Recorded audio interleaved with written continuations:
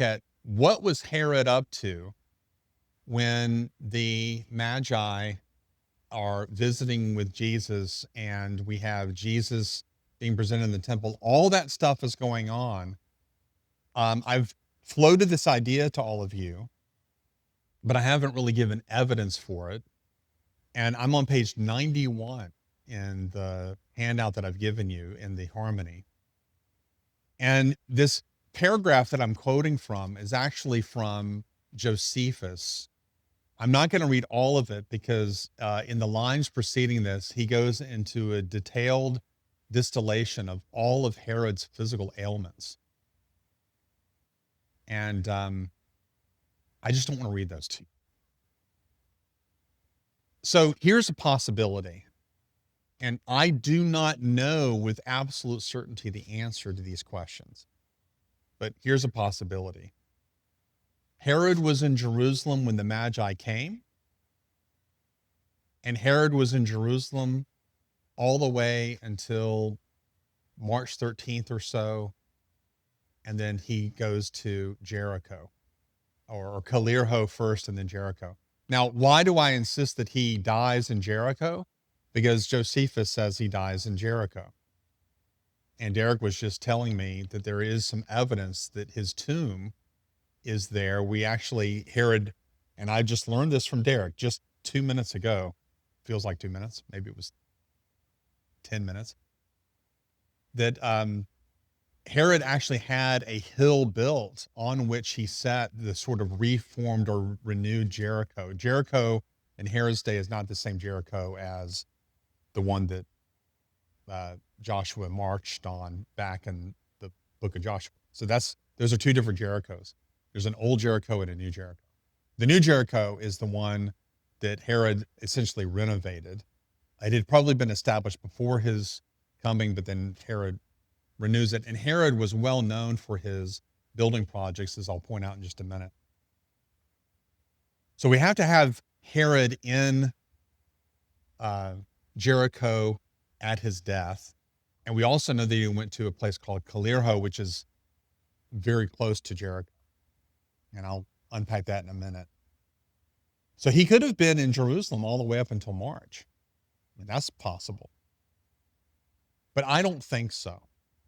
I think that what happened was that soon after the Magi left, Herod is undergoing such severe pains due to his physical ailments that he leaves Jerusalem soon after. In fact, I wouldn't be surprised on our chronology that I'm giving you, he leaves the day after the Magi come. So the Magi actually come on a Sabbath day.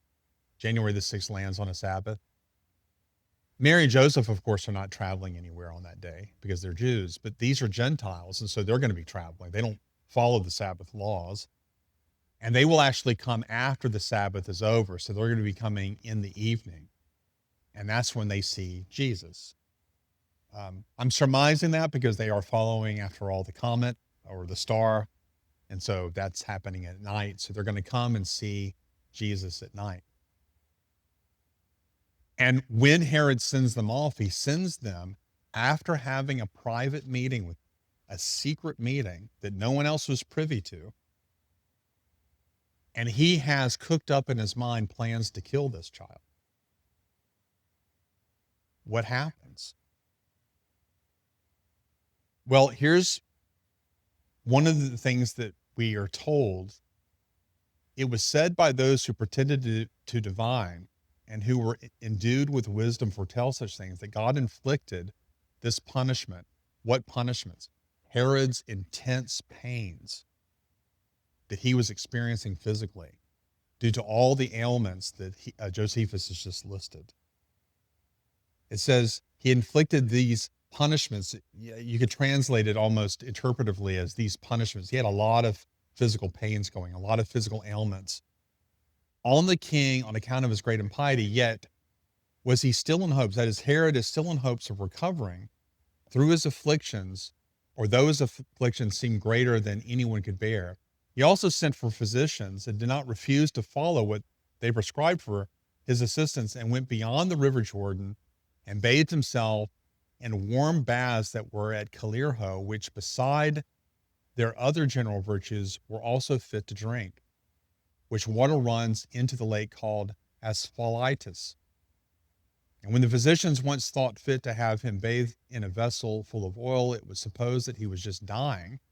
But upon lamentable cries of his domestics, he revived, and having no longer the least hopes of recovering, he gave order that every soldier should be paid 50 drachma, and he also gave a great deal to their commanders and to his friends, and came again to Jericho, where he grew so choleric that it brought him to do all things like a madman. And though he were near his death, he contrived the following wicked designs. Now, I'm going to explain what those designs were in just a moment. But beyond the physical pains that he is experiencing, Herod also had mental issues. As Josephus just said, he acted like a madman. And from Josephus, we can actually surmise the following mental disorders that Herod probably suffered from. For example, mental disorder number one, he was paranoid. He suffered from intense paranoia. He's always suspicious of betrayal, and he actually executed family members and close advisors. He executed his own wife. He executed his 2 sons at this time, and he's waiting on orders to have another son executed. So this is a paranoid man.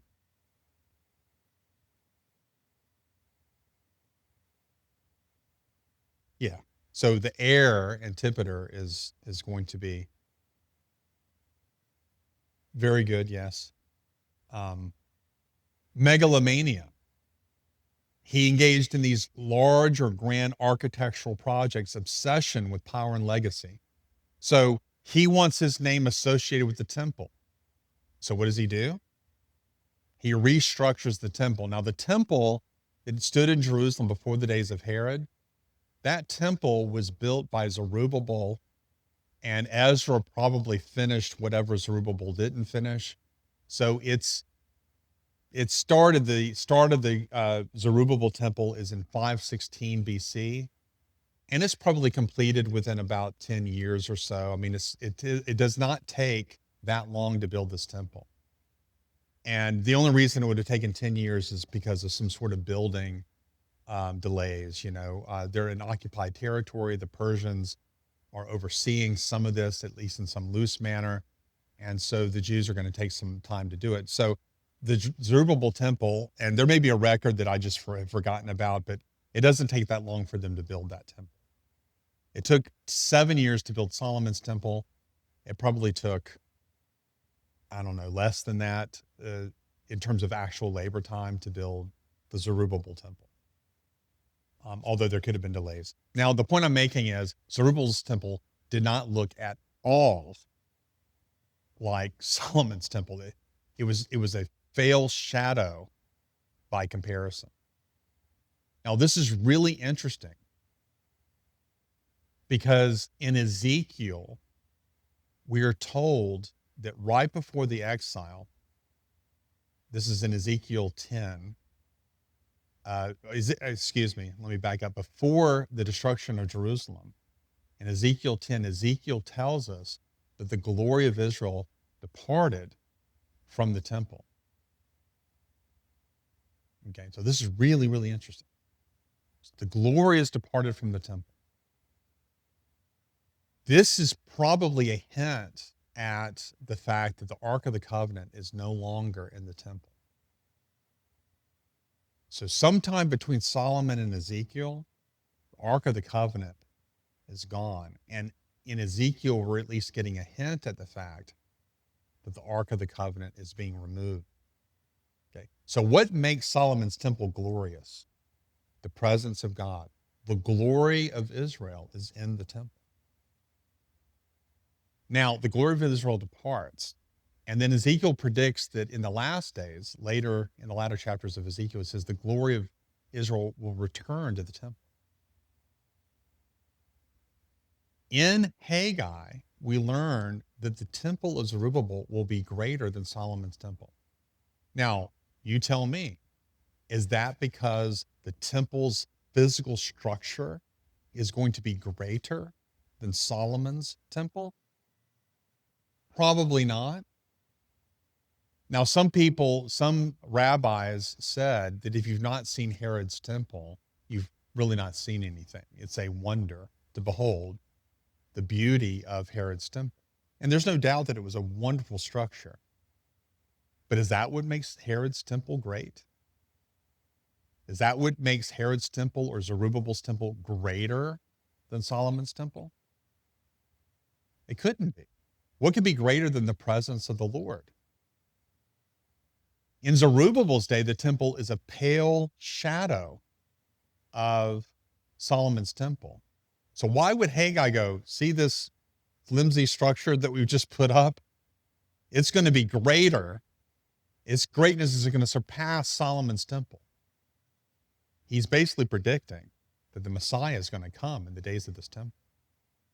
And it's almost as if God, through the wicked megalomania of a king, says, in preparation for my son, I'm going to make this a little bit grander than what Zerubbabel did. So what Herod does is he takes Zerubbabel's temple and he renovates it. And when we say renovation, it's such a grand renovation that some people speak of Herod's temple as the third temple.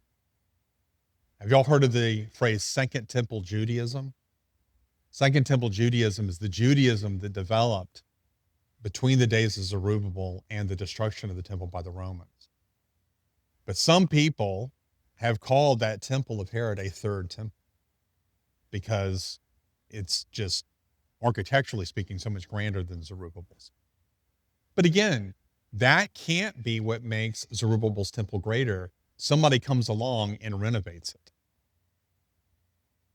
The only thing that can make the Herodian temple or the Zerubbabel temple, however you want to word it, grander than Solomon's temple is because the glory of the Lord has returned. And that gives gravitas to Simeon's statement that we just read in the last hour, where he holds up the child and he speaks of him as the glory of Israel. The glory of Israel has returned. And this is why Zerubbabel's temple is even greater than Solomon's, because the Shekinah glory, of course, would descend once a year. But nothing can even begin to compare of the miracle that was walking around in these days. This is God incarnate that has appeared in the temple.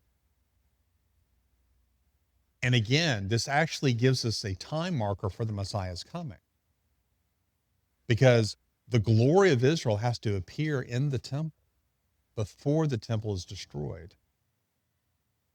And it's going to happen during this second temple period. So we have three markers of the coming of the Messiah: the scepter departing from Judah, Daniel's 70 weeks, and the glory of Israel making the temple greater than the temple of Solomon. And so Herod's megalomania notwithstanding, God used a crooked stick to draw a straight line. He used Herod to sort of prepare for the coming of the glory of Israel that would enter into the temple. But I digress. Herod's psychosis also manifests itself in depression, psychological distress, despair, obsession with unpopularity. Herod, when he was younger, would dress up as a normal person and go out into the city and mingle with people. And if he heard anybody bad-mouthing him, he would go back to his palace. He would tell a soldier or two about it. They would go and find that guy, arrest him, and kill him.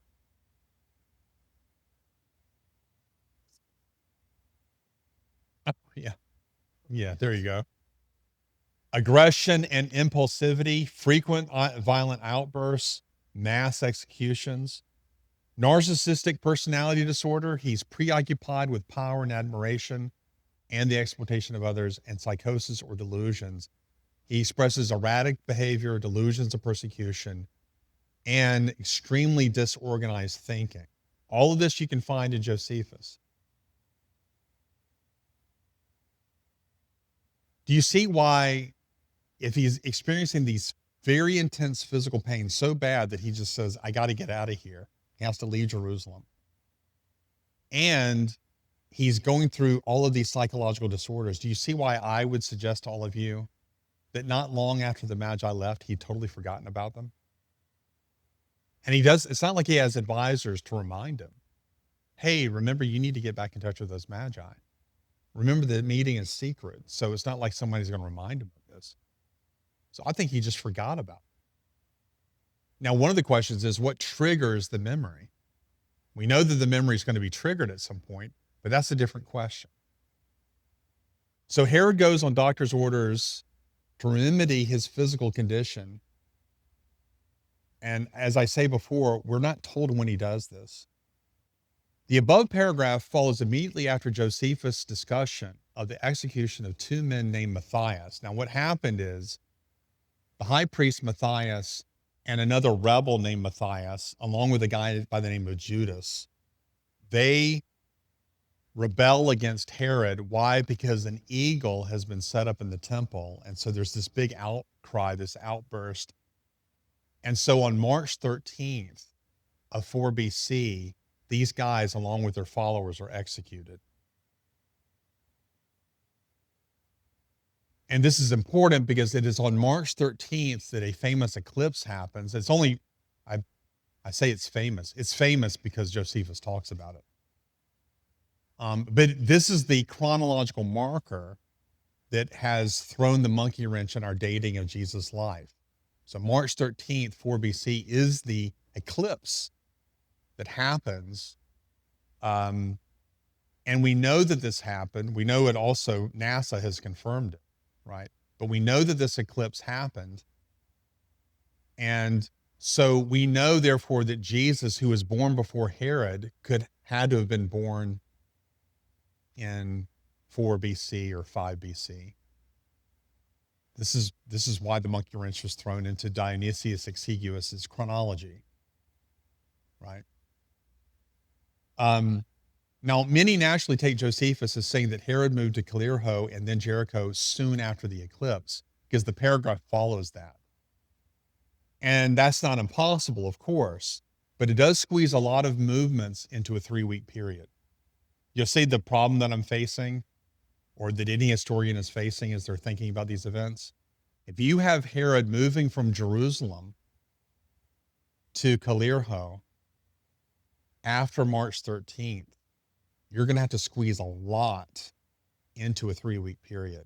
And that will include him moving every noble person all around the country into the hippodrome in Jericho. And you're just like, what are you talking about? Well, before Herod dies, I'm going to read it from Josephus. Before Herod dies, he says to his sister, I want you to get all the people that are beloved in the city of Jerusalem and all around the country and move them into the hippodrome. And when I die, I want you to kill them so that they'll be mourning on the day that I die. Now, I want y'all to imagine the logistics of that. And they are all moved. I mean, they go out and they find these people and they transport them to Jericho. How long do you think that's going to take? It may take 3 weeks to just do that. It's going to take a minimum of 2 weeks, wouldn't you think? And then we also have Herod going through a lot of psychological things. He also executes his son. He receives a letter, and that's when his son is executed. So we have a lot of moving pieces going on. And so it's not impossible. I don't want to say that. I don't want to speak that arrogantly and that dogmatically. But it does present a logistical problem. So here's what I would suggest. It seems to me that Herod would have to be settled in his own quarters before overseeing that kind of task of moving all those people into the hippodrome. And so what I'd like to suggest to you is that Josephus begins the paragraph that I just quoted from. He begins it with the phrase, nuni day, or but now. Now, that can be read in 2 ways. It can be read as a chronological marker. Now, after these things, in which case Herod moves to Jericho after March 13th, and all of these things happen. So we have a lot happening into a 3-week period. We cram a lot of events in a 3-week period. Or it can be read parenthetically. Now, by this time. By this time, Herod had made this move to Jericho. And I would like to suggest to all of you that before March 13th, Herod was already well settled in Jericho. Now, how much before? That's part of the question. And I would like to say that Herod stayed in Jerusalem until the morning of January the 7th. After the Magi's departure to Bethlehem on the 6th of January, and he headed to Calerho. The psychological disorders, along with his physical ailments, compromise his cognitive faculties, and so Herod is going to suffer short-term memory loss.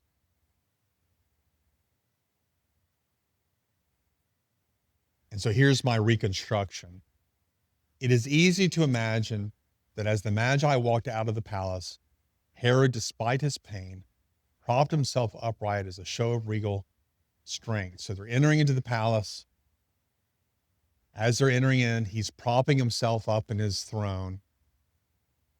He's an old and bitter man, one who imbibed the pleasures of this world with a vengeance, yet made few sacrifices for those he was supposed to love.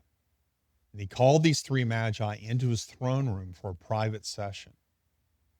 And as they explained to the Idumean monarch all they had observed in the night sky over the past couple of years, he listened intently as he labored to breathe. You can see him forcing a smile, asking if he too could go and worship the child after they find him. His health prevented him from going on a search with them, and he irrationally assumed that they would comply. For their own part, the Magi told Herod they would return soon and tell him where the child resided, and they leave. They depart for Bethlehem. Then the night set in, and Herod retired. We can imagine the old and wicked king as he experienced an acute pain jolting him out of his slumber, arising in the middle of the night and screaming in sheer agony. He then informs his servants that he will be going to the hot springs of Calerho early in the morning, and he leaves the capital with nothing on his mind except how to rid himself of his pain, along with the fate of one of his sons. Does Travis Campbell know with absolute certainty that that's how it happened? Well, of course I don't know with absolute certainty that that's how it happened. That's how it could have happened. We know that he is in such intense pain that he goes to Jericho, or Calerho first and then Jericho. We know that he goes there probably before March 13th, before all this stuff happens. So he goes there probably at least in, say, February. And all I'm saying is we need to push that back a little bit more. We have to have Herod in Calerho for a significant amount of time. He's going to be there soaking in the hot springs, soaking in oil, trying to revive himself. He's not going to just do it for a day and go to Jericho. He's probably going to be there for several weeks. And so I would think that he spent most of January in Calerho. And then sometime in February, he moves to Jericho, and that's where he will die. So how does Herod learn of the execution of these rebels on March 13th? He's corresponding with people that work under him. And he gives the order to suppress this rebellion. And he probably is going to receive letters telling him about the execution of these men. So he's ordering events from Jericho, to wit, you should suppress this rebellion going on in Jerusalem and so forth. Does that all make sense? The leadership in Judea, both Herod and the procurator, they did not spend most of their time in Jerusalem. They spent most of their time, in Herod's case, in Jericho, and in the procurator's case, he spent his time, in years later when there is a procurator in Judea, he's going to spend his time in Caesarea, which is really interesting given the fact that we have Jesus growing up in a little town that's not too far from Caesarea. Okay. Incidentally, and I'll say this again, this is providential in Joseph's favor. What is Joseph's occupation? He's a carpenter. Not long after Joseph moves back to Galilee, a new capital of the region is going to be built up, named after Caesar, Caesarea. They need people to build things. And so I would imagine that Joseph himself was commissioned to build certain structures that go into the palace and in the governmental centers in Caesarea. He may have been part of a crew that worked and did carpentry work and did construction work in that area. So, and that gave him a living, and that supported his son. And so this is, to me, all very providential. The Magi may very well have gotten word of Herod's departure, which would have been an encouragement to stay in Bethlehem for as long as they did. See how, I mean, all of this fits. Once you have Herod out of Jerusalem, you can understand why the Magi would have stayed longer than we might normally think. And they will contemplate going to Herod afterwards. Jericho, after all, is not very far from Jerusalem and is even in the direction that they're heading. So they're heading back east to Persia. They're going to naturally go past Jericho. So why not stop off at Herod's and tell him where the child is? In any case, they received their collective dream, warn Joseph to have a care, and they depart for Persia. Now, even before the Magi said their goodbyes, on the evening of February the 2nd, 40 days counting inclusively after the birth of Christ, and 490 days counting inclusively after the angel Gabriel appears to Zechariah, Jesus is dedicated to the Lord of the temple. Joseph, perhaps because he knew of the king's move, felt comfortable going into the sanctuary to fulfill the demands of the Torah. However, he took the appropriate precaution to dedicate Mary's son during the evening sacrifices. So as I said before, we can only imagine how self-aware they become when Anna goes running through the temple telling everybody about this child.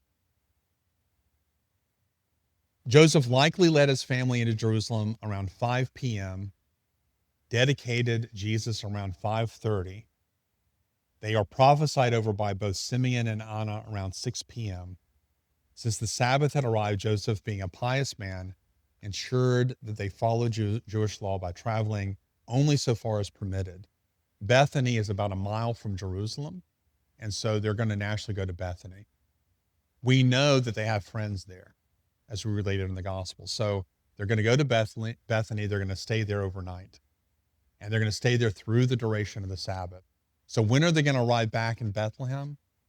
Sunday morning, February the 4th. And who are they going to see there at their home? They're going to see these Magi. And what are the Magi going to tell them? Last night we had a dream, and we're heading out of here. Have a care. Don't go to Jerusalem. We just got back from Jerusalem. Why would you do that? Well, we had to fulfill the law. Okay, well, don't go back. Get out of here. Don't go back to Jerusalem. And so we don't really know what Joseph was planning on doing, having heard that warning. But of course, he goes to sleep that night, and what does he receive? He receives a dream from the Lord that tells him he needs to go to Egypt.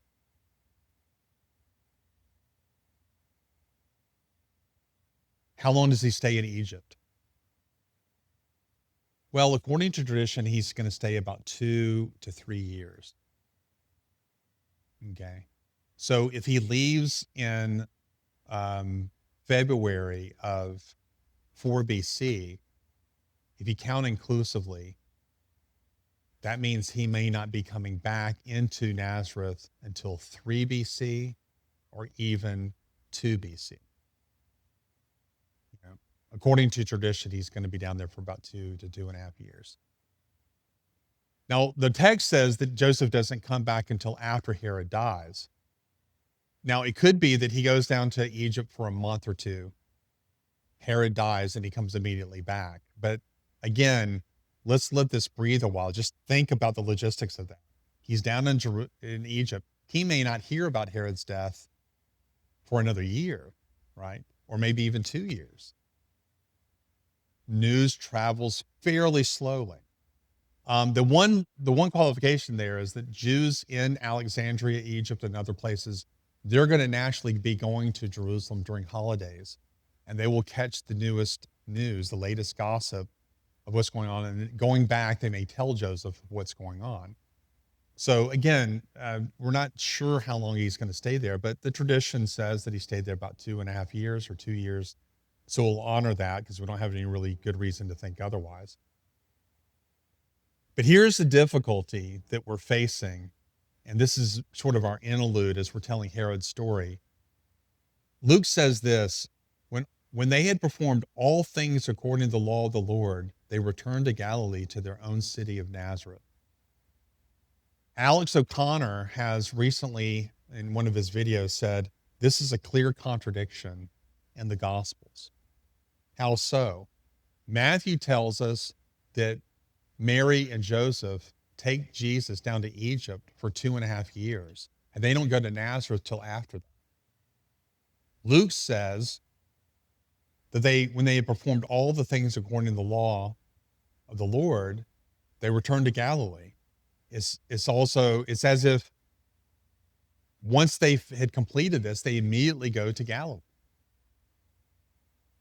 Do y'all see the contradiction, or at least the apparent contradiction here? Raise your hand if you don't see it.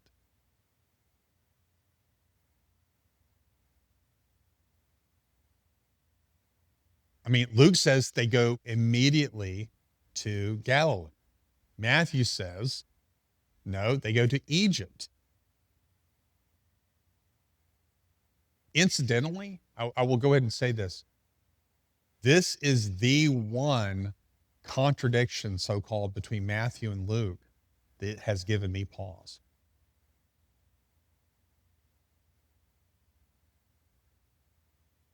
So I want to have all of you, let's discuss this for a second. Let's just sit back and think about this. Is Luke saying, he certainly is apparently saying that immediately after they present Jesus in the temple, they just go back to Nazareth. I mean, y'all see that that's what, if we didn't have Matthew, we would say, they presented Jesus in the temple and then they go back to Nazareth. Right? Isn't that what you would think if you didn't have Matthew?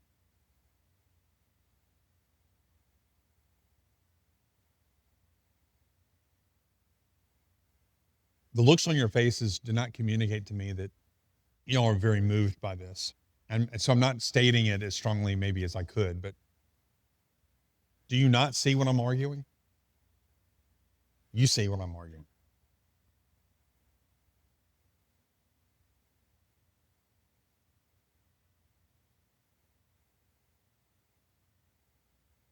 Well, the argument is Luke has them going to Nazareth after he's presented in the temple, and Matthew doesn't have a presentation in the temple.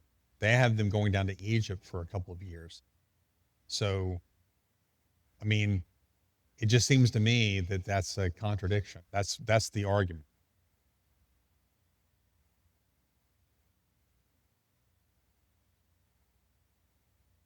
Well, yeah, he definitely left it out. Yeah.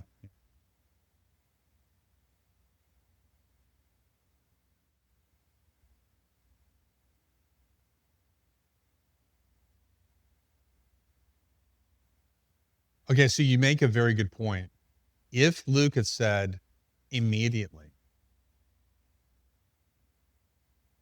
yeah, so if he had said they immediately went to Nazareth after the president, that would be a contradiction.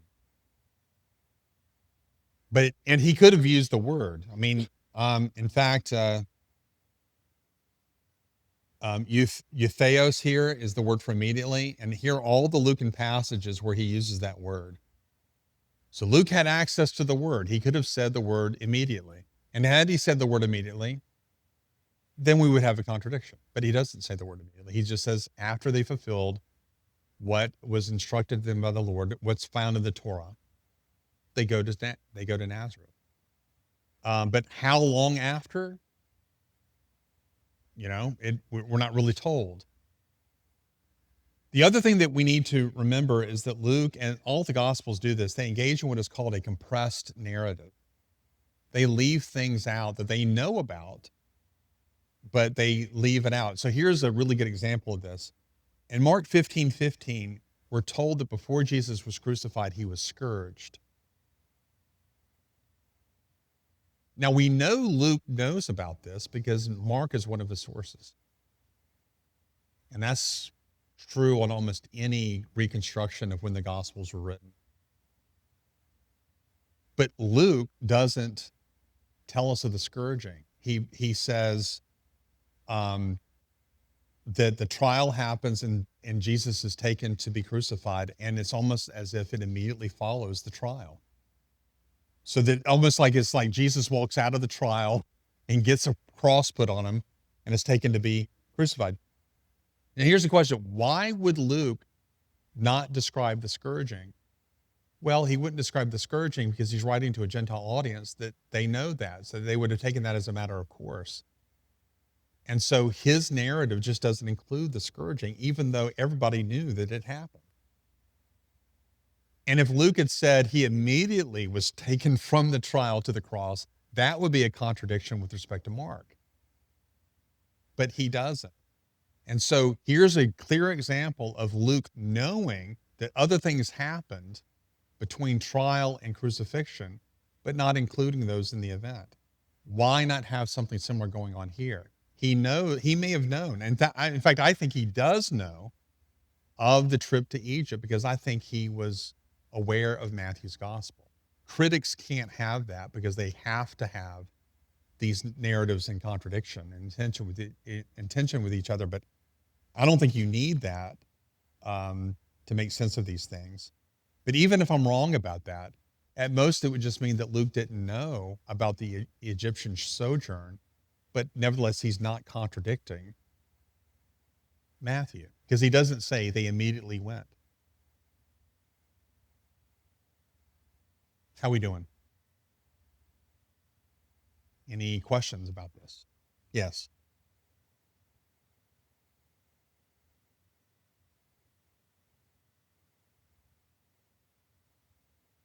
Well, you do raise a good point. Here's my third point, and I'll just go ahead and read what I've written. Even if Luke was wholly unaware of the flight to Egypt, so even if I'm wrong and he doesn't know about Matthew's gospel, it is difficult once we understand the context of the story to think that in Luke's mind, Mary and Joseph immediately left for Nazareth after the dedication. And this is not merely because they are dedicating Jesus during the evening sacrifice, and so would have naturally waited until morning to travel. That's not the point. It is still wintertime. And so barring any emergency, they would have wanted to stay in the city of David until the spring. Also, and this is probably a more important point, Luke would no doubt be as aware as Matthew was over the cultural sensitivity surrounding Jesus' conception. Yet if Joseph led his family to Nazareth immediately after the dedication, he would have done so less than 7 months after marrying Mary. Think about that. By February, Jesus was not looking like a brand new baby. He doesn't look like a preemie, right? They knew of premature births back in those days. I'm sure it happened. And I'm sure some children survived premature births. Do you think that a 40-day-old baby is going to look like a premature baby? People are going to immediately go, hey, wait a minute. They're going to count up those months. What's going on here? And so Luke, even if he did not know about the flight to Egypt, plausibly assumed that the Holy Family moved to Nazareth no sooner than late April. I mean, so again, I don't think Luke himself is trying to communicate this idea that they immediately moved back to Nazareth, which is one of the reasons he didn't use the word immediately. He's not trying to communicate that point. He's just saying after they fulfilled what was instructed of them in the Torah, then they moved back. I also point out that something similar can be said about Matthew, who does not mention either the circumcision or the dedication. Why does Matthew not mention the circumcision or the dedication? Well, because he's writing to a Jewish audience, and they would have taken all of that as a matter of course. So Matthew himself is going to say, well, they're not going to go down to Egypt until at least 40 days after Jesus is born. Matthew himself would have thought that. So for the same reasons that Luke doesn't describe the scourging, Matthew's not going to describe the dedication or the circumcision. It is virtually unthinkable that Matthew intends to say, nor did his readers interpret him as saying, that the Holy Family fled to Egypt less than 40 days after Jesus' birth. Both evangelists would have known that there would have been no need for the Holy Family to travel all the way to Nazareth immediately after Jesus' birth, only to return again in just over a month for the dedication, when they were already in Bethlehem, which is only 5 to 6 miles away. As Calvin notes, it is probable that the Lord spared Mary till she was far removed from childbirth to be able to perform the journey. Now, here's another question that people ask. Clearly, Joseph is a resident of Bethlehem, which contradicts Luke, who says that Joseph was a resident of Nazareth. And why do we know that Joseph was a resident of Bethlehem? Because when he moves back into Israel, he has clear plans on staying in Judea. And how do we know that he has clear plans on staying in Judea? Because we're told that he avoids, when he finds out that Archelaus is ruling in Judea, he decides to go to Galilee. So clearly he's intending on moving back to Judea, but then he thinks twice and goes somewhere else. But that's not what the text says. Here's what it says. It says, Joseph got up, took the child and his mother, and came into the land of Israel. But when they heard that Archelaus was reigning over Judea in place of his father Herod, he was afraid to go there. By the way, why is Joseph afraid to go there? Because Archelaus is ruling in Judea? Well, in 3 BC, a year after Jesus is born, a year after Herod dies, Archelaus squelches a rebellion and kills 10,000 people in Jerusalem. It's a slaughter, okay? Now, my friend Jonathan McClatchy actually believes that it's in 3 BC that Joseph and Mary return. And you can imagine that as they're going into Israel, so this is his reconstruction. It's a perfectly plausible reconstruction. They're going into Israel, and you have these people flooding out of Jerusalem because of this slaughter. And Archelaus that year shuts down Passover. He says, you can't celebrate Passover anymore. And so as they're all coming back, you can imagine Joseph going, where are you guys going? And it's like, haven't you heard? Archelaus has killed 10,000 people. He shut down Passover. Judea is not a good place to go. So you can understand why Joseph would go, okay, we're not going to go to Judea. Now, that's true on almost any reconstruction. I have, on my own chronology, Joseph and Mary going back significant time later, but any time after that, you can imagine why Joseph is not going to want to go and live in Judea. Okay. Now, it doesn't say that he wanted to move to Judea. Matthew explicitly says that Joseph entered into the land of Israel. And that may suggest that Judea was never on Joseph's mind. In fact, I think that as he's down in Egypt and he and Mary are talking about things, I think that Matthew said, well, maybe we should go. And about the time that they're thinking about packing up and moving back to wherever they're going to move in the land of Israel, Jews are coming in and saying, don't go to Israel anytime soon, because Archelaus is ruling there and you don't want to go there. And they're going to tell him the story of what has just happened during Passover. So I don't think that Joseph ever wanted to move back to Judea. And he doesn't want to move back to Judea because Archelaus is reigning there. And he knew Archelaus is reigning there. He knew about the slaughter of the 10,000. He knew about Passover being shut down. He knew about Archelaus's incompetence and wickedness and so forth. And he's like, I don't want to go there.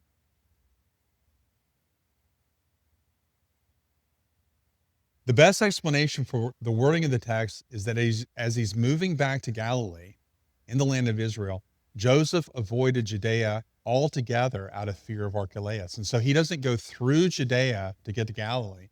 He takes a more circuitous route. Does that make sense?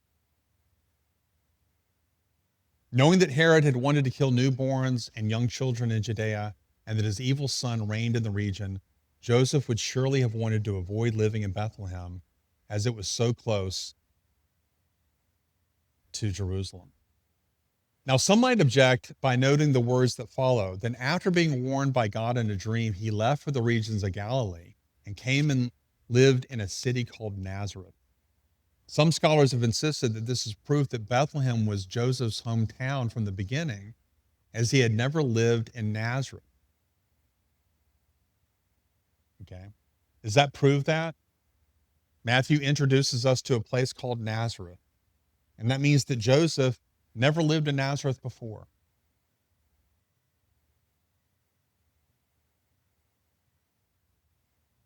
Here's what Calvin said to these people. He said, those persons are foolish enough to believe that Joseph had a settled abode in a place where he was so little known that he was unable to find a temporary lodging.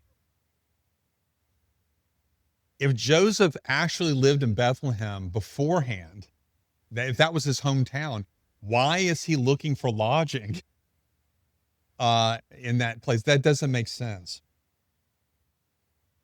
Now, Calvin, of course, is assuming that Matthew is aware of the census. But my question to all of you is, why shouldn't we assume that? Luke discusses the census, Matthew doesn't. So skeptics are going to go, well, Matthew doesn't, he's not even aware of a census. How do you know? The fact that he doesn't mention it isn't proof that he's unaware of it. But in any case, what this sentence proves is not that Joseph is unaware of Nazareth, it's that the reader may be unaware of Nazareth. That's why it's worded that way. This is the first time Nazareth is introduced to the reader of the gospel. Up until that point, Nazareth had never been mentioned. But there's no indication in Matthew's gospel that Joseph was unaware of Nazareth or had never lived there. Okay. Now, some may ask, does Joseph decide to move to Galilee only after God warns him in a dream? Why does he do this? Why does Joseph only move to Nazareth after God warns him in a dream? The text says this, they came to the land of Israel, but when Joseph had heard that Archelaus was reigning over Judea in place of his father Herod, he was afraid to go there. Now, where was Joseph afraid to go? Is he afraid to go to Judea? Well, it says he's afraid to go to Israel. It's not just Archelaus that Joseph is concerned about. He's concerned about all the Herods. And so it's not until God warns him in a dream or comfort. I see the dream not so much as a warning as a comfort. You can go to Nazareth. He's going to be safe. Now, one of the reasons why Joseph and the Holy Family are going to be safe in Nazareth is that Galilee is part of Herod Antipas's territory. But Herod Antipas did not spend most of his time in Galilee. He spent most of his time in the southern region of Perea. Okay? And that's where Herod Antipas is. So then the Holy Family can stay there without the oversight of the Herods for all of Jesus' life, his formative years growing up. Herod Antipas probably enters into Galilee a handful of times during Jesus' life. And during Jesus' ministry, Herod Antipas is not there for a very specific reason. He's about to go to war with his father. Some of you are like, well, why would he go to war with his father-in-law? Well, he's taken on a new lady. He's actually he's shacking up with his brother's wife. And the wife of Herod Antipas goes back to her father, who's king of a region just south of Perea. So, family feuds. The best kind of family feuds are those that end up killing thousands of people. Kind of like World War One. A lot of people don't know that World War One was a war of first cousins. Nicholas II and George the Fifth and Kaiser Wilhelm II, they were all first cousins.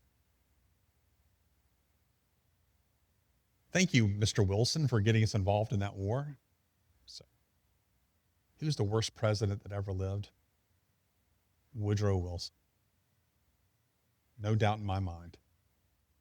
So there's a little modern history for you. Well, this is a family feud that cost the lives of thousands as well, because Herod Antipas is going to go to war with his father-in-law, and that's why he's going to spend almost all of his time down in Perea.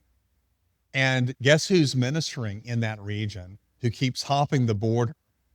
He jumps over the Jordan to go into Judea, and then jumps back over the border to go into Perea. Well, it's John the Baptist. And so the moment John the Baptist crosses the Jordan one day and is preaching, and one of his main sermon talking points is the adulterous affair between Antipas and his brother's wife. Well, she nags him, and he finally throws the guy into prison. Okay, so that's what's going on. So Jesus is safe in Nazareth. Again, by the providence of God, we see all of this arranged in such a way that Jesus can live a rather sheltered life in his formative years.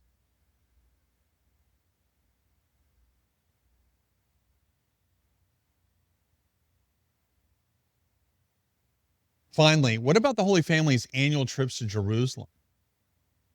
This is a question. Why would they go to Jerusalem annually if the Herods are running things in Jerusalem?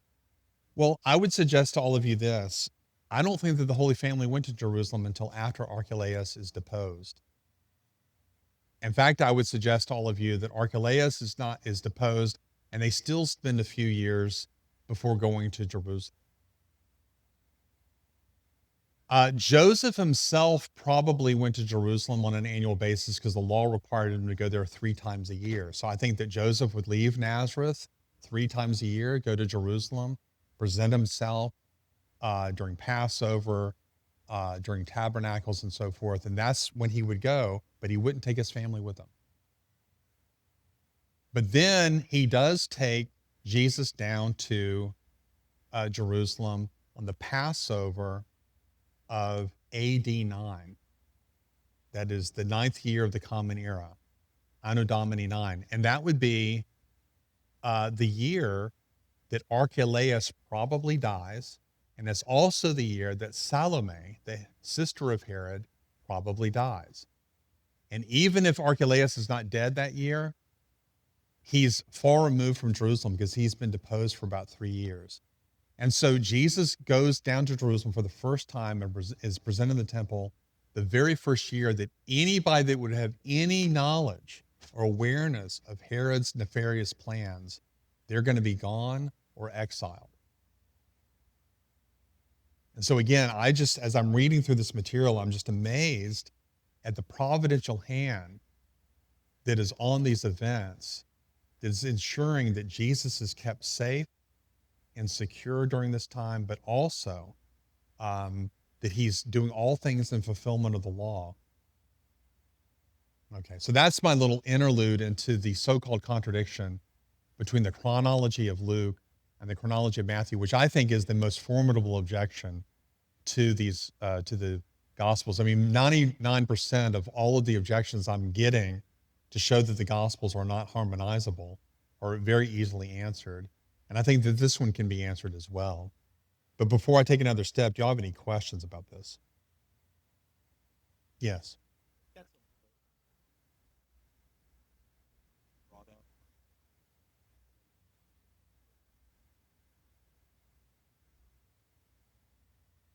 Almost all the objections to the Gospels, to wit that they are contradictory, and for that matter, in the New Testament are almost always arguments from silence. And there are arguments from silence that I think are persuasive. For example, the fact that Luke doesn't mention the death of the apostles or the destruction of Jerusalem, I think is strongly indicative of the fact that Acts was written before Jerusalem was destroyed. So if you're talking to a critic who says these kinds of things, well, Paul never mentions the virgin birth, therefore he didn't believe in it. You can say, oh, if you want to play the argument from silence game, I can play that too. But yeah, I would, that's the first thing to note in all of this. These are arguments from silence. Anybody else? Thought or a sonnet?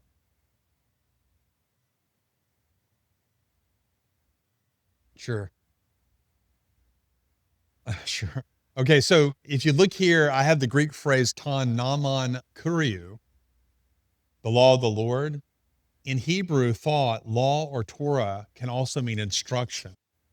Regarding Luke's intentions, he was probably thinking only of the Mosaic law and how the Holy Family submitted to it during this time. But Luke's text takes on an expanded meaning when we harmonize it with Matthew's account. Originally, it indicates that Matthew and Joseph, after fulfilling the demands of the law of Moses, they go to Nazareth. Combined with Matthew, this meaning remains, but also includes all of the divine instructions given to them during this time, such as the dreams God gave to Joseph. And that's why I give the translation I do in the harmony. In the harmony, it says, after they fulfilled all things according to the instruction of the Lord, they go to Nazareth. And that's true. After all of the things that God has commanded them to do, including the dreams of Joseph and so forth, they go back to Nazareth. Yeah.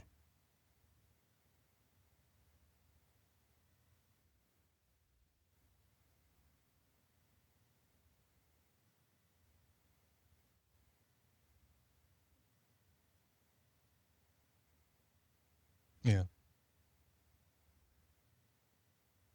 Bless you.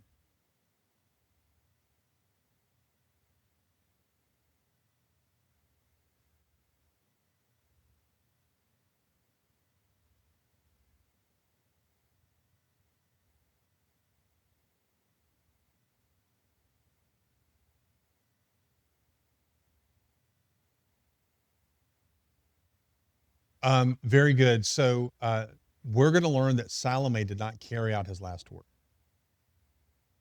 Okay. And so that's the other thing. If Salome knew of his order about the Bethlehem massacre, if she knew about that, and she probably did, knew about it after the fact. But if she did know about it, she's probably not going to be very keen to go make sure that the Christ child is dead. In fact, she probably just assumes he is dead. This Messiah that Herod is trying to kill was killed in Bethlehem. But even if she had any suspicions, she probably doesn't have any interest in doing that. And one of the reasons we think that she might not is because she did carry out his very nefarious order of killing all the nobles in all of his territories.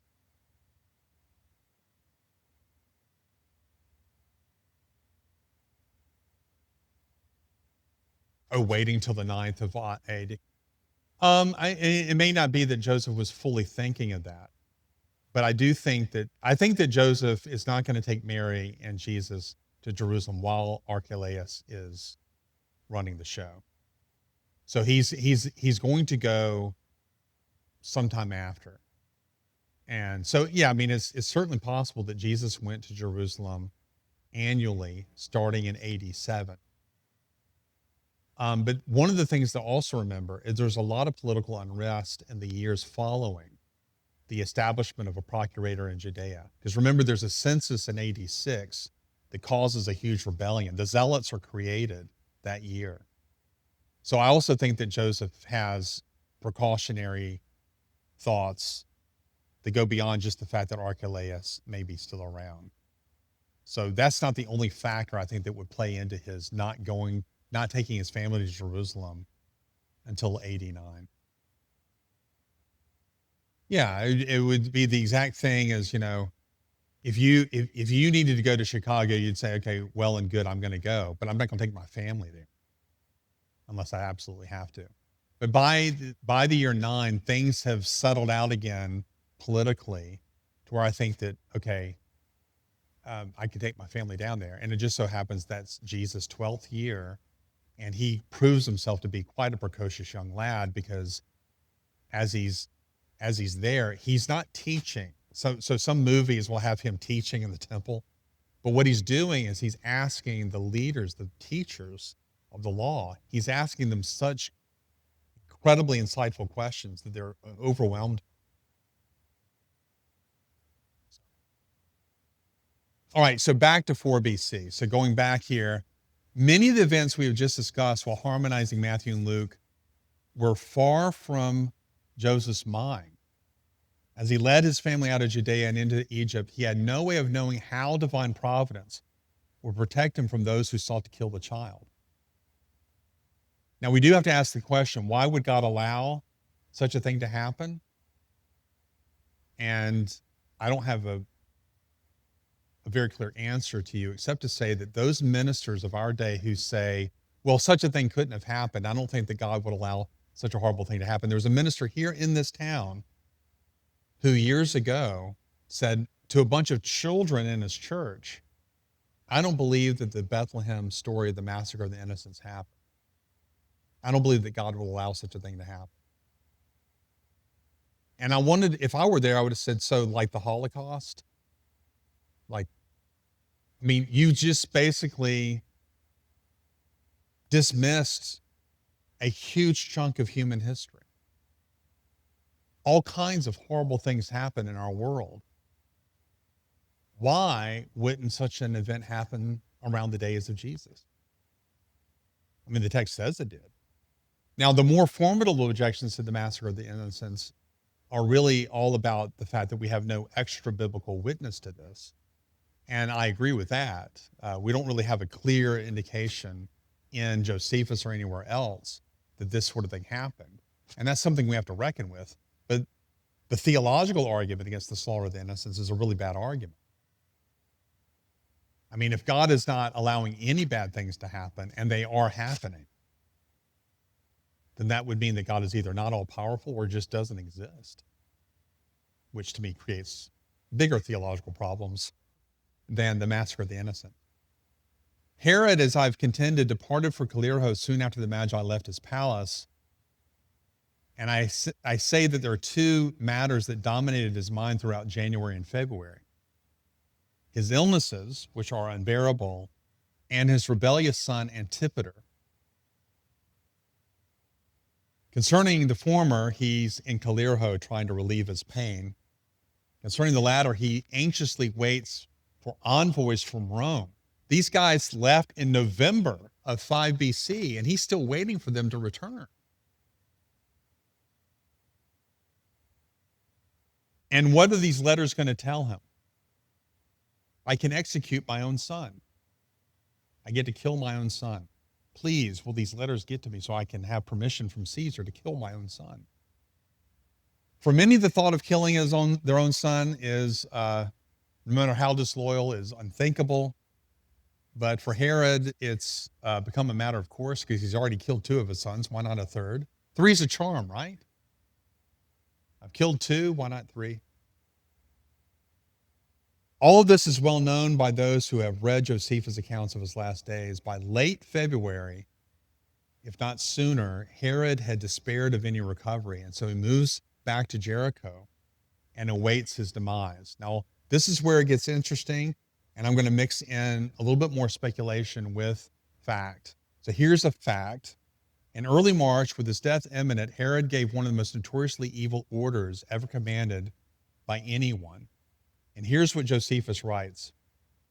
He commanded that all the principal men of the entire Jewish nation, wheresoever they lived, should be called to him. Accordingly, there were a great number that came, because the whole nation was called, and all men heard of this call. And death was the penalty of such as should despise the epistles that were sent to call them. And now the king was in a wild rage against them all, the innocent as well as those that had afforded him ground for accusations. And when they were come, he ordered them all to be shut up in the hippodrome. What is the hippodrome? That's the place where horse races took place and other athletic events in Jericho. So just imagine, minimally 1,000 people, probably more. He calls them all to the hippodrome. He corrals them all in there. And he sends for his sister Salome and her husband Alexis and spoke to them thus.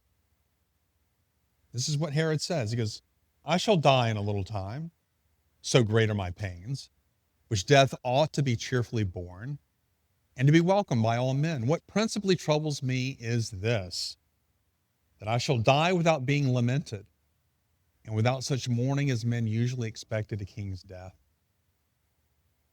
For that he was not unacquainted with the temper of the Jews, that his death should be a thing very desirable and exceedingly acceptable to them, because during his lifetime they were ready to revolt from him and abuse the donations he had dedicated to God, that it therefore was their business to resolve to afford him some alleviation of his great sorrows on this occasion.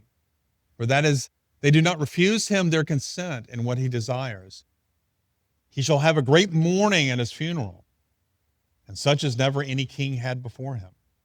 For when the whole nation would mourn from their very soul, which otherwise would be done in sport and mockery only, he desired therefore that as soon as they see he hath given up the ghost, they shall place soldiers around the hippodrome, while they do not know that he is dead, and that they shall not declare his death to the multitude till this is done, but that they shall give orders to have those that are in custody shot with their darts. That is, they're going to take their arrows out and shoot all of these people, and that this slaughter them will cause that he shall not miss to rejoice on a double account, that as he is dying, they will make him secure that his will shall be executed in what he charges them to do, that he shall have the honor of a memorable mourning at his funeral.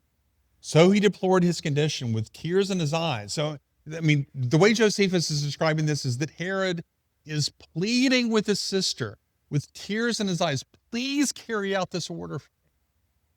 If you love me, you'll do this. And he attested them by the kindness due from them, as of his kindred, and by the faith they owed to God. For God's sake, do this for me. And begged of them that they would not hinder him of his honorable mourning at his funeral. And so they promised him not to transgress his commands. Please kill all of these people in the hippodrome to ensure that there's mourning on the day of my death. Would you just do this? For God's sake, I don't ask much of you. Could you please kill these people? Now, and I love what Josephus says here. Now, anyone may easily discover the temper of this man's mind, which not only took pleasure in doing what he had done formerly against his relations out of the love of life, but by those commands of his which savored of no humanity, since he took care, when he was departing out of this life, that the whole nation should be put into mourning, and indeed made desolate of their dearest kindred, when he gave order that one out of every family should be slain, although they had done nothing that was unjust or against him, nor were they accused of any other crimes. I want all of you to understand that some people see this. So notice what he says here.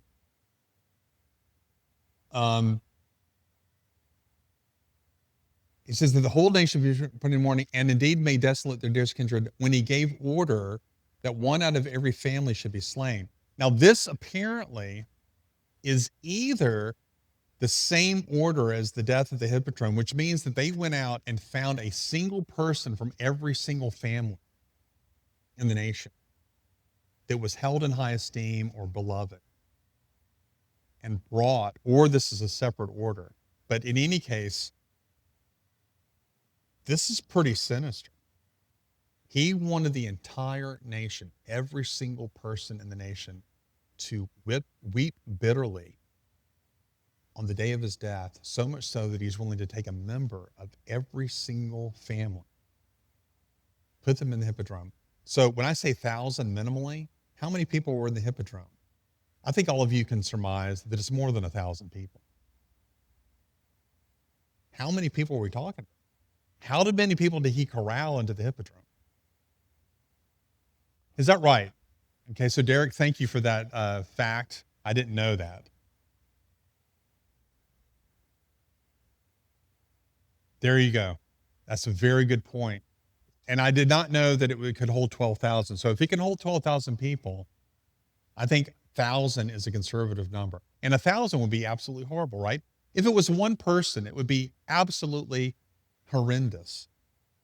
1,000 is a conservative number. If it could hold 12,000, I guarantee you that it was probably brimming with people, and therefore it's probably got more than 12,000. But 12,000 minimally, would you say? If it's every member of every family in the nation, yeah, yeah, that's exactly right. Right. So it holds 12,000 by seating, but it's going to be people all in there, all in the competitive area. Okay. That's a lot of people. He said, and he indeed made desolate of their dearest kindred when he gave order that one out of every family should be slain, although they had done nothing that was unjust or against him, nor were they accused of any other crimes. These are people that are not even under suspicion of a crime. He says, while it is unusual for those who have any regard to virtue to lay aside their hatred at such a time, even with respect to those they justly deem their enemies. What he's really getting at is that this guy is about to go meet his Maker. He is about to die and face his eternal judge. The unmitigated gall that Herod shows at this moment in his life is mesmerizing.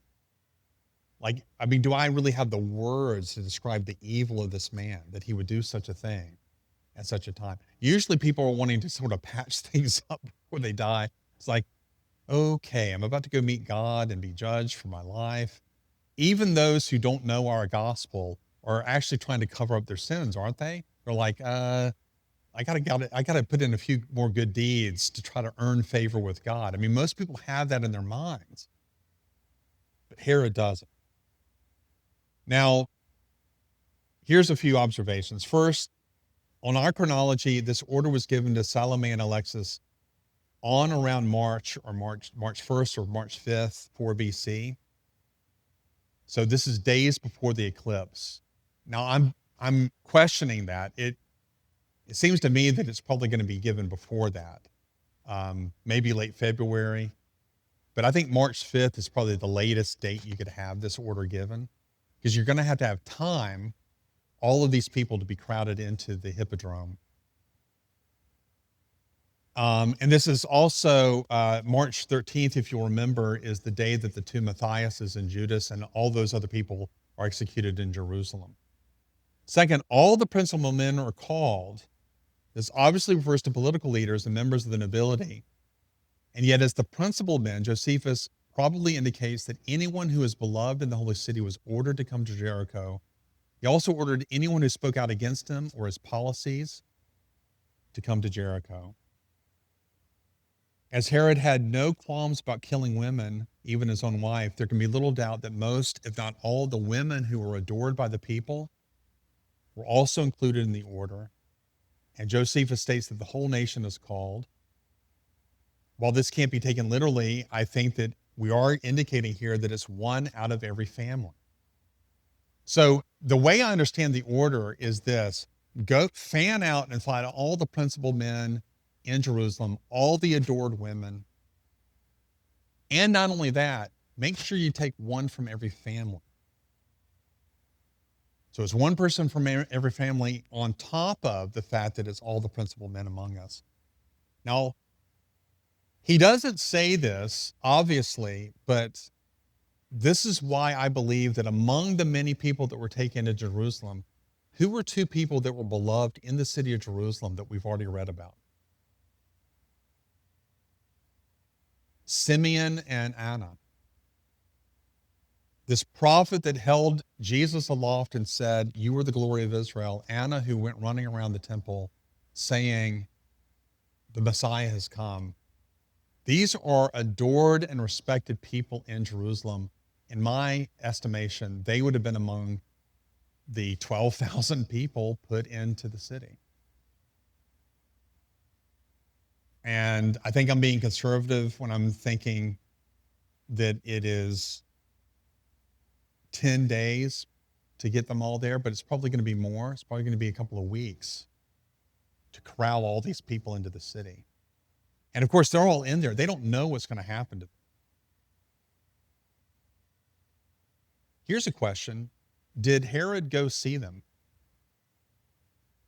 Did he go to the Hippodrome and relish the moment? I don't know, but I have a hard time thinking he didn't. I mean, why wouldn't he? Here's what we do know.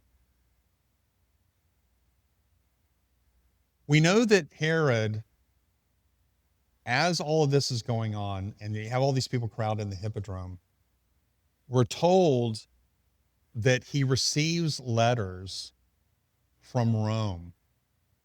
And the letters are telling him, at least one letter, it's probably a couple of letters telling him about things that are going on in Jerusalem and Rome. He receives letters, and one of the letters tells him, yes, you can kill your son. And another letter, or in the same letter, we're told that Acme, a female slave who conspired with Antipater, the son of Herod, she's already been executed. And we're also told that right as he's receiving these letters and he's reading them, he became suicidal.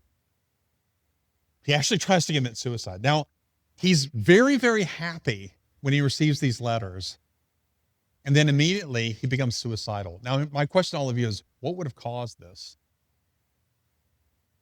Now, here's one explanation. His pains become so acute, and we are told this. His pains become so acute that he wants to kill himself. But I would like to suggest to you that something else is going on. And so this is Travis Campbell's speculation. This is me just speculating. I think that he's standing outside the Hippodrome. He's kind of hobbled out there and he's relishing this, and he receives these letters while he's out there. He's receiving several letters. He's got letters telling him about Antipater's execution order. Yes, you can kill your son. Acme's execution, the death of the two Matthiases and Judas, as well as all those rebels in Jerusalem. I think that he is relishing all of this. And then he hears weeping in the Hippodrome. And then he smiles, but that smile turns into a frown when someone inquires what's going on in the Hippodrome. And someone tells him, apparently there are two people in the Hippodrome telling everyone that they saw the Messiah.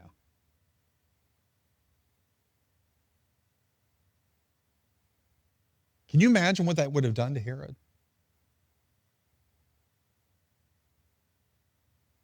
Letters fall to the ground, and he becomes embittered, and all of the memories come flooding back to him. Those dirty Magi, they've betrayed. And he becomes suicidal. And the way Josephus describes it, it's almost humorous. He goes back to his palace in Jericho, and he asks for an apple. This is really funny. He asks for an apple because he loved to peel an apple and eat it with a knife. So a servant brings him a knife and an apple, and he begins to peel it and eat it. But instead of peeling it, he holds the knife to his throat and he starts to try to kill himself. And his cousin, he has a cousin that's with him, his cousin wrestles him to the ground, and they start rolling around. And Herod is screaming out in agony, trying to kill himself. And the cousin overtakes him. He wins the fight.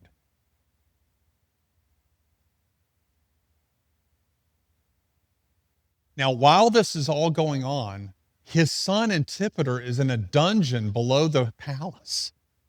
And when his son hears this, his son goes, "Thank God, Dad is dying." And he looks at the jailer and he says, he looks at the jailer and he goes, "Hey, man," and this is what Josephus tells us. He goes, "Look, if you let me out of prison right now, I will make sure I'm the heir, man. I'll make sure that, you are higher up in my kingdom. I'm the heir. I'm the dude. I'm the guy. So let me out of jail." And so what does the jailer do? I mean, you can see this scene in your mind. The jailer goes upstairs and he sees Herod lying on the ground, sort of propped up with an elbow, and he's finally coming to his senses. And the jailer walks in and tells him about the bribe that Antipater just offered him. And at that moment, Herod orders Antipater's execution. He says, "Go kill him right now." And so he goes down there and kills him. So this would be, most people date Herod's death on March 22nd, 4 BC. That's not an absolute knowledge, but Herod died, we know, between March 13th and April the 11th. And most people think it was around March 22nd. So if this is true, we also know that Antipater dies 5 days before Herod dies. And so had the cousin allowed Herod to kill himself, Antipater would have survived and the slaughter of the innocents wouldn't have happened. For want of a shoe, the horse was lost, right? For want of the horse, the battle was lost. Well, then Herod survives this suicide attempt and he orders the execution of his own son immediately. And then what does he do? He says, "I want you to go to Bethlehem." He tells a group of soldiers, "Go to Bethlehem and kill every child that was born within the past 2 years." Now, why is he saying 2 years? Because all he can really remember is that the Magi said, "Well, we started seeing phenomena in the sky 2 years ago." And so he thinks, well, maybe he was born 2 years ago. Who knows? But to cover his bases, he orders that execution of the people in Bethlehem. Now, how many children in Bethlehem were killed? By late March, now that the spring has happened and the warmer seasons have set in, everyone is moving back to their hometown. So by the time Herod gives the order, the numbers have depleted down to its normal. The normal numbers in Bethlehem were about 300 people. So there were no more than 12 babies, 12 children in Bethlehem at that time, 2 years old and younger, we speculate. It says that he gave the order for the outlying regions. So we're talking about 20 children that were executed in this slaughter, in this massacre. Can all of you see why an historian would overlook this? 20 children is a tragedy.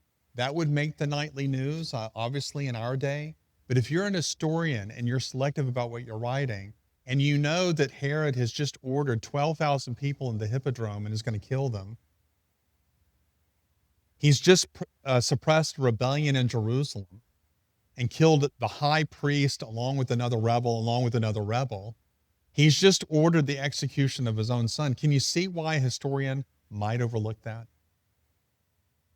20 children dying in an insignificant village is not going to be the front page of an historian's history book. It's not going to be on the radar. There are far more pressing political issues to deal with here. So you can understand why Josephus would overlook it. And so I surmise that in conjunction with his order to kill Antipater, he said, "Go to Bethlehem and kill those babies. Kill every baby or young child 2 years old and younger who is male." And I think that was carried out on March 18th, 4 BC.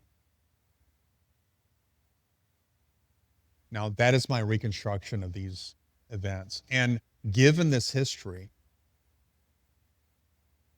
which in a lot of ways is humorous, when I'm thinking of Herod just losing his mind and trying to kill himself and his cousin wrestling him on the ground, and Then as he props himself up on his elbow, I mean, I don't know why they haven't made a movie out of this. This is in Josephus. I mean, the jailer comes in and goes, "Hey, kill him," and then instead of killing himself, he decides to kill everybody else around him.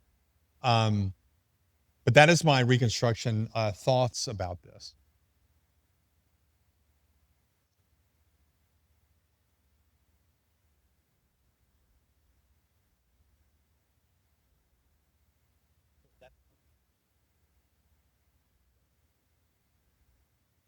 Absolutely.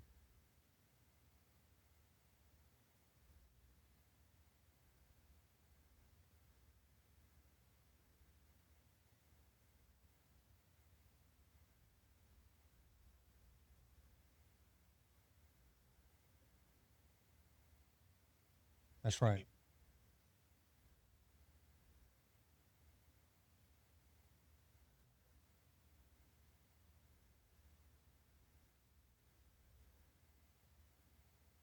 Yes. And what is the definition of a good history book? One of the definitions would be it's a book that's telling us facts that we didn't otherwise know and are rounding out the story for us. So that's why there's always space for a new history book in a sense, because no one history book is going to give you all the facts. And we wouldn't expect it to. I mean, nobody's omniscient. Nobody has every single record that you can possibly have. So we were going to expect Josephus just not to tell us everything.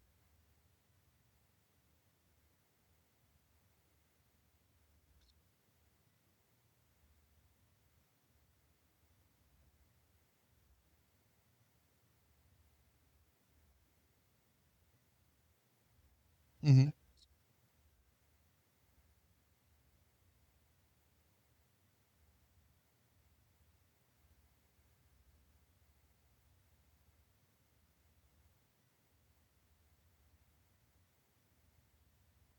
That's exactly right. One of one of my close friends lived here for a while. He was my roommate in college, and while he lived here, he would daily tell me about his experiences as a physician's assistant, at a clinic, and they were always just funny stories to tell. And he also told me about his training up in D.C. And he used to tell me this particular story of what happened, and it had a start and a finish. Well, when I went up to his wedding, and I'm talking to a guy that actually got his degree with my friend, he told me the same story, but he had all kinds of details that my friend left out. And so in the middle of the story, I said, "You didn't tell me that." And he goes, "Yeah, it's part of what I told you is part of a bigger story." But I mean, he had told me that story several times because I was like, "Please tell me again this," because you know how you love a story so much, you want a retelling of it. We're all children. We love stories. And he had told me the same story several times. I mean, more than once. And he didn't fill in these details. And I looked at him kind of in awe. And he goes, "Yeah, he goes, the story I've told you is part of a larger tale." Now, did my friend lie to me? No, he just didn't include the story. But the story that his friend was telling me was even more funny in a lot of ways than the story that I love to hear from my friend. And so, yeah, these things happen all the time. This is how stories are often told. We are very selective, and it's not even a good story if you include every single detail.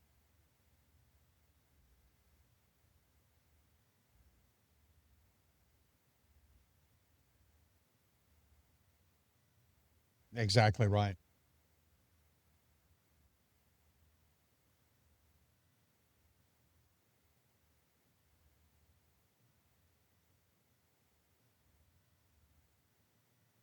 Exactly. Absolutely. Yeah. So we find threads, we tell our stories, we link things together. And so the speculations that I'm engaged in right now is to sort of how to harmonize these things. I'm giving you one way of how we harmonize them. I'm not giving you absolute facts. I certainly did not receive a revelation from God telling you that Herod was outside of the hippodrome and got these letters and then they fell to the ground. That's all very dramatic, right? I mean, I don't know that it happened that way, but it could very well have plausibly happened that way. Something had to have triggered Herod's suicidal thoughts, in my opinion, that went beyond his pain. because he's been experiencing these kinds of pains for months, if not years. What extra thing did he receive right after receiving the very good news that his son can die and his rebels have been squelched and he's standing triumphant? Why does he turn on a dime to become suicidal? Well, here's a good explanation. He has learned that the Messiah is still alive. He's just heard reports, because in the Hippodrome are these two prophets telling everybody about this, and now he's learning, and no one told him, right? He's learning that just in early February, the Messiah, that child that the Magi went to see, he was being presented as a newborn baby in the temple. Here's my reconstruction of what Herod could have thought. The Magi's betrayal is unforgivable, and a Messiah in our midst is intolerable as it compromises my lineage. I have come too far, overcoming countless obstacles, even conspiracies against my reign, even treachery hatched by my own sons to let this go. But what to do? The Magi said something about a star appearing 2 years ago. They said that was the sign of the child's birth. So I shall have them all killed, every male child in Bethlehem and even the surrounding regions, just to make sure who is 2 years old or younger, and I will have them die. Some may find this thought process as irrational as it is immoral. After all, it has been over 2 months since the child was born in Bethlehem. For all anyone knew, the family did not live in the city of David, but were there only for the census. They would definitely be long gone by this time. All I can say is that this critique is spot on, and it would devastate our entire chronology as well as most of our other reconstructions, but for one simple fact. Herod is crazy. So it is irrational for him to think this way. And this is precisely the kind of thing that a crazy person would do. So, in any case, thoughts about this before I kind of shut us down, because I think we're right at almost the 4-hour mark. I have a few things to say, but I'm actually ahead of schedule now in my lessons. And so when we meet next week, I think we're going to have most of the childhood of Jesus sort of wrapped up. What I want y'all to do for next week is make sure that you read 2 extra biblical gospels. You should have been reading these chapters regularly outside, on non-biblical gospels, apocryphal gospels. And I'm going to tell you what those are in just a second, but you should have been reading Matthew and Luke and John over and over again for the past couple of weeks. But for next week, make sure you have read the Infancy Gospel of Thomas and the Proto-Gospel of James. These are the 2 non-canonical gospels that deal with Jesus' childhood that I want all of you to be familiar with. Infancy Gospel of Thomas and the Proto-Gospel or the Proto-Evangelium of James. Oh, yeah. And why do I want you to read these? As we're going through the life of Christ, we are going to be reading these alternative lives of Jesus that were written in the ancient world. There are other gospels of Jesus' childhood that are written, but they were written 5th, 6th, 7th century AD. But these 2 that I want you to read were written in the 2nd century AD. And these are important for multiple reasons, not the least of which they engage in the certain speculations that some people would find questionable. I also want you to read them just to appreciate just how temperate the Gospels are in comparison with them. Some people believe that when the church chose the 4 Gospels, they just went eeny, meeny, miny, mo. And they just arbitrarily chose these Gospels. I think one of the best things you can do is read the non-canonical Gospels yourself and ask, okay, was the church just being arbitrary when they chose these 4 instead of the others? So that's part of your assignment for next week. So maybe in the second hour, we're going to, after we finish up what the canonical Gospels say about the life of Jesus, we're going to go to those Gospels and have a look-see at what those say.